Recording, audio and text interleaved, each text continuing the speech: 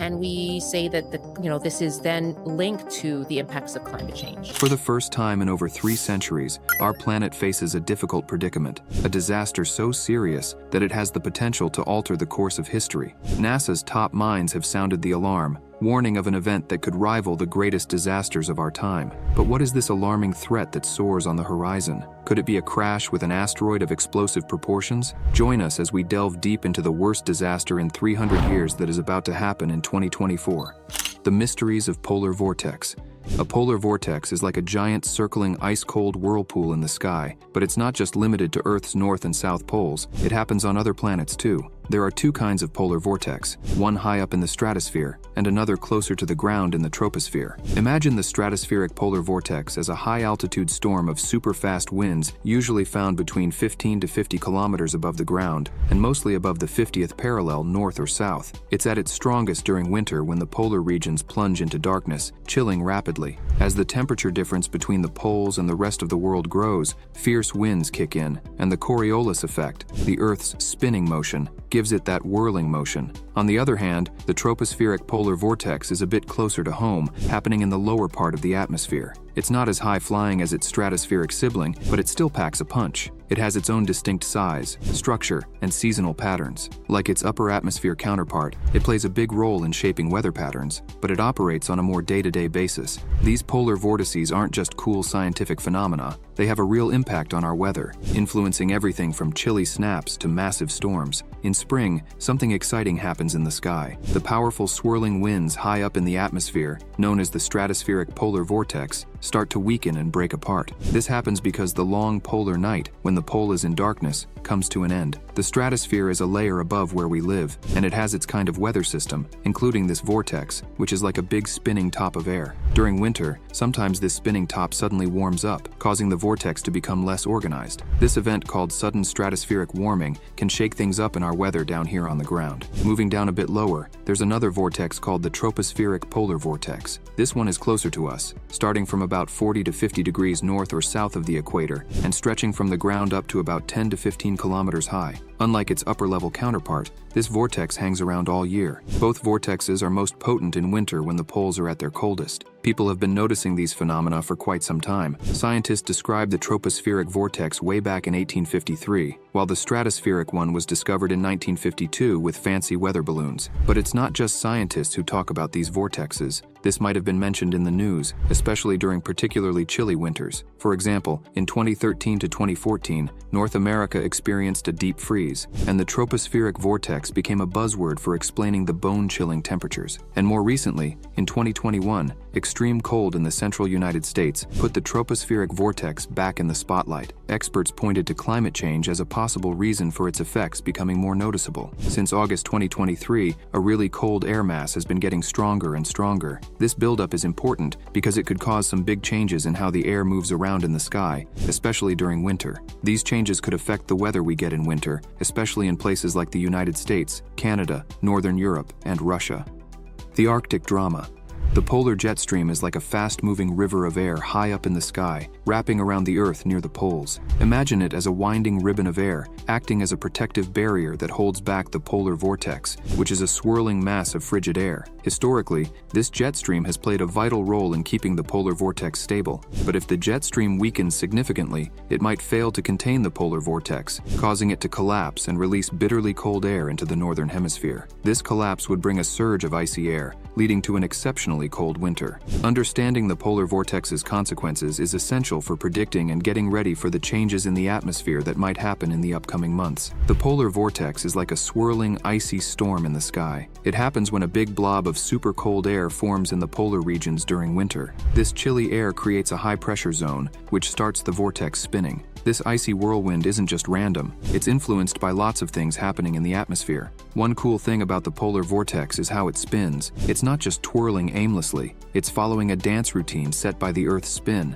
In the northern part of the world, things often get pushed to the right, while in the southern part, they get nudged to the left. Imagine a giant swirl of air called the polar vortex spinning above the North Pole, moving counterclockwise, and another one around the South Pole, spinning clockwise. These swirling masses of air are like huge donuts, encircled by strong winds called jet streams. One of the most important jet streams is the polar jet stream, which acts like a fence. separating the cold air inside the vortex from the warmer air in the middle parts of the world. This keeps the cold air from spreading too far southward. The way the polar vortex and these jet streams dance together is fascinating. They constantly interact, shaping the vortex's behavior and making sure it stays stable. But sometimes, things don't go as planned. The vortex can collapse, just like it has done before. This collapse happens when there's a big difference in temperature and pressure between the equator and the poles. Because of how the Earth spins, sunlight isn't spread evenly. This makes the air above the equator warmer, creating an area of low pressure, while the air above the poles is colder, making a high-pressure zone. Ballet of air currents and jet streams. The temperature differences push the chilly air from the polar vortex to move toward the warmer areas near the equator where there's more room, if nothing is stopping it. It's like a constant battle between these weather systems caused by temperature changes, and this battle makes the polar vortex weaker and more at risk. The weaker the polar jet stream, which is like a fast-moving river of air in the atmosphere, the more likely the polar vortex is to collapse. If the jet stream loses its strength, it's like removing a barrier, allowing the polar vortex to stretch its influence further southward, messing up normal weather and even potentially causing a collapse. And these collapses aren't just something scientists talk about, they happen fairly often. It's like a regular event in Earth's climate system, not some rare occurrence. When the polar vortex gets disrupted, it messes with the weather, especially in winter, and these collapses happen every so often. Additionally, the collapses of the polar vortex possess a fascinating array of intricacies and effects. When the polar vortex weakens or splits, it's similar to a giant atmospheric engine stuttering or momentarily malfunctioning. While some disruptions may merely cause a hiccup in the weather patterns, others unleash a cascade of dramatic consequences. Consider the infamous Great Blizzard of 1899. This monumental storm wasn't just a run-of-the-mill snow day, it was a meteorological monster that gripped the United States with an icy fist. Temperatures plummeted to bone-chilling lows, and snow piled up in towering drifts, bringing life to a standstill. Fast forward to December 2012 and January 2013, when another polar vortex collapse shook the world. Triggered by a sudden stratospheric warming event, this atmospheric upheaval unleashed a relentless onslaught of snow and cold across the tri-state area and sent shivers down the spines of Britons with its frigid embrace. Streets disappeared beneath blankets of snow, airports resembled ghost towns, and the relentless cold seemed to seep into every nook and cranny. These polar vortex disruptions aren't just fleeting moments of meteorological drama. They can have long-lasting repercussions. Agriculture suffers as crops freeze under the icy grip. Transportation grinds to a halt as roads become treacherous. Flights are grounded, and communities huddle together, bracing themselves against the biting cold. They underscore the delicate balance that sustains our weather systems and the profound impact that even the slightest disturbance can have on our lives. Decoding the dynamics of the polar vortex. The repeat of such events reminds us of how important it is to study and predict the behavior of the polar vortex. It all usually begins in August, marking the start of its yearly development. During this time, super cold air starts gathering in the stratosphere above the polar regions. The timeline starting from August sets the scene for what happens next, the strengthening of the polar vortex and its potential impacts on winter weather. By December, the polar vortex is at its strongest, coinciding with the peak of winter when stratospheric temperatures drop to their lowest. As the cold air mass gets stronger and gains speed, its influence on how air moves around the atmosphere becomes more obvious. This is exactly what's happening now. Observations show that the vortex is getting much stronger as winter progresses. In their early 2023, they received an early confirmation, which gave them important information to watch and study the path and actions of the polar vortex in the next few months. This confirmation acts as a starting point for continuous evaluations and forecasts, helping scientists enhance their knowledge about the vortex's traits and any potential deviations from normal patterns. Work is already in progress to predict and prepare for the atmospheric changes related to the polar vortex soon. Recent observations have sparked concern. There's a noticeable weakening trend in the polar jet stream, which is worrying because it might struggle to keep up its protective role. This weakening trend hints at the frightening possibility of a complete breakdown. The consequences of such a breakdown are terrifying, especially as the Western world is already facing an energy crisis and insufficient building insulation. A powerful blast of freezing air is on its way to the northern hemisphere, promising an extraordinary winter experience across the region. This chilly invasion will reach places not used to such extreme cold, adding an unexpected twist to their usual climate. But it's not just the typical jet streams causing this happening. Sudden stratospheric warming events are also key players in shaking up the polar vortex. When temperatures temperatures soar rapidly in the stratosphere, particularly above the polar regions, it can throw off the usual flow of the polar vortex. This disruption has the potential to weaken and ultimately collapse the vortex, leading to significant weather disruptions below. El Nino unleashed. Sudden stratospheric warming events happen when the upper layer of Earth's atmosphere unexpectedly heats up. These events are quite intricate, often involving a dance between atmospheric waves and various weather factors. One crucial player in this atmospheric ballet is El Nino. El Nino is like a climate superstar, known for its periodic warm-ups in the central and eastern parts of the Pacific Ocean. This cozy act disrupts the usual air movements, causing a ripple effect on weather around the globe. These El Nino spectacles don't happen on a strict schedule. They're more like surprise guests that pop in every few years and stick around for a while. When they do, they shake up the normal patterns of weather we're used to. Imagine the atmosphere doing a wild dance, throwing rainfall off balance. Some places might get drier than usual, while others suddenly find themselves under a deluge. But El Nino's theatrics aren't just for show. They can have serious consequences. Floods, hurricanes, and scorching heat waves might crash the party, wreaking havoc on agriculture, nature, and economies worldwide. Places near the Pacific Ocean, like South America,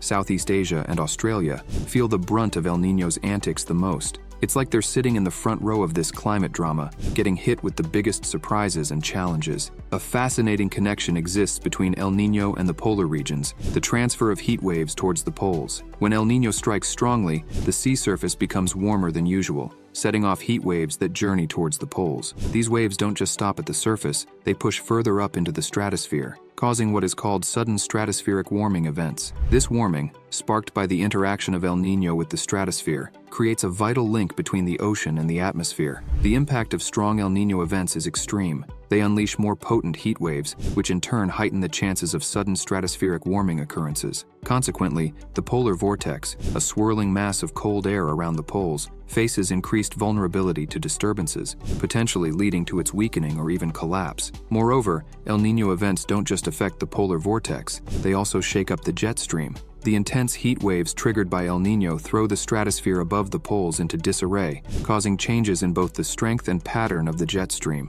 This intricate dance between oceanic and atmospheric events adds another layer of complexity to the already dynamic climate system. When the jet stream weakens, it's like a barrier losing its strength against the chilly winds of the polar vortex. This means the cold air can travel farther south than usual. This weakening of the jet stream and its effect on the polar vortex are crucial parts of a chain reaction triggered by heat waves caused by El Nino. Think of it like a domino effect in the atmosphere. It sets off a series of changes in weather patterns locally and globally. It can mess with temperatures, rainfall, and even storm systems, like a ripple effect across the world map. This connection between El Nino and the polar vortex disruption shows how everything in the climate system is linked. Something happening in one part of the world can shake up the weather in faraway places. Fast forward to now, in September, they saw an El Nino phase coming on. Not too strong, not too weak. Based on what meteorologists have been seeing and predicting, it seemed likely that this El Nino phase would get stronger as we moved into 2024. As the temperatures high up in the sky keep getting colder, the scorching heat waves caused by the stronger El Nino are predicted to become even more powerful. This increase in strength carries important meanings for how the air moves around, the patterns of weather, and the chances of very intense events happening in the places affected by it. The economic storms. During this time, the impact of El Nino on how the weather behaves is expected to be very noticeable. It's crucial to keep an eye on the different stages of El Nino and how it might get worse, so they can be ready with plans to deal with it when the polar vortex collapses. What is expected if the polar vortex collapses? When it happens, it brings about immediate and serious effects, like really cold blizzards. Suddenly, freezing air bursts out from the polar regions, causing heavy snowfall, strong winds, and super tough winter conditions. These blizzards can mess up daily life, mess with transportation systems, and create big problems for buildings and public safety. Plus, when the polar vortex collapses, they could also see some seriously cold temperatures setting new records. The icy air that comes out of the collapsing vortex can bring temperatures below zero to areas that don't usually get so cold. When temperatures plummet to record lows, it can cause significant problems for many aspects of life. This icy chill doesn't just affect the thermometer readings, it ripples through agriculture, energy usage, and the welfare of both people and animals. Parts of North America, Europe, Canada, and Russia are particularly susceptible to the fallout from a wonky polar vortex, which is like a swirling mass of cold air that normally stays up near the poles. When it gets disrupted, it can send blasts of bitterly cold air where it's not usually expected. These regions face a higher chance of experiencing extreme cold snaps, which can wreak havoc in various ways. Imagine transportation systems grinding to a halt because of icy roads or snow-covered train tracks. People cranking up the heat in their homes and businesses, leading to increased energy demands. Farmers are struggling to protect their crops from frostbite, and emergency services stretched thin, trying to help those stranded or injured by the cold conditions. Understanding the seriousness of this threat is crucial. Governments, communities, and individuals need to grasp the potential dangers of wild weather swings, bone-chilling temperatures, and disruptions to the usual rhythm of life. Despite the polar vortex being quite unpredictable, it's crucial to get ready for whatever it might bring. Since they can't control or stop a polar vortex from collapsing, they have to take proactive steps to make sure they're ready to handle it and minimize any harm it might cause to the areas it affects. Being prepared means doing things like improving their infrastructure, planning how they'll respond in emergencies, and making sure people know what to do to stay safe. But because the polar vortex can collapse without much warning, it's tough to know exactly when or how bad it might be.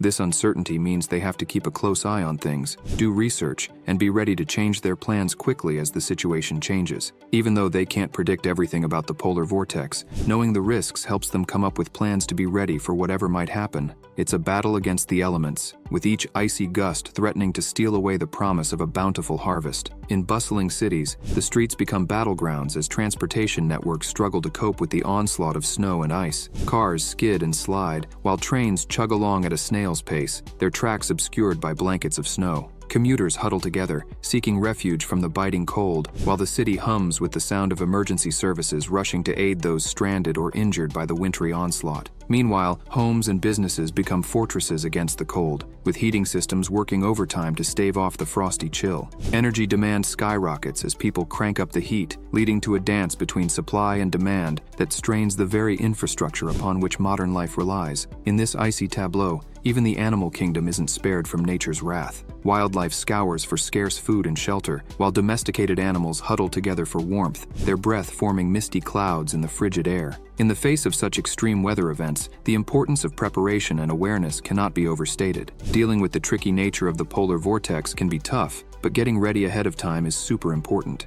Getting ready involves things like fixing up our buildings and roads, planning how they'll respond in emergencies, and making sure everyone knows what to do to stay safe. Plus, the polar vortex can surprise them by collapsing suddenly, without much warning. This means it's hard to know exactly when or how bad it might get. Because of this uncertainty, we've got to keep a close eye on things, do lots of research, and be ready to change our plans quickly as things change. Even though they can't predict everything, knowing the risks helps them come up with general plans to be prepared. Despite the intricate dance of forces shaping the polar vortex, humanity finds itself in a precarious position, with avenues available for mitigating the ensuing fallout, both immediate and long-term. The Western world faces a perfect storm of challenges as the polar vortex teeters on the brink of collapse, coinciding with Europe's energy crisis exacerbated by Russia's aggressive moves in Ukraine. This convergence of events paints a bleak picture for nations bracing themselves for record-low temperatures and the resulting strain on resources and infrastructure. The economic ripple effects of Russia's incursion into Ukraine reverberate far beyond the borders of the two nations, casting a shadow over the global economy.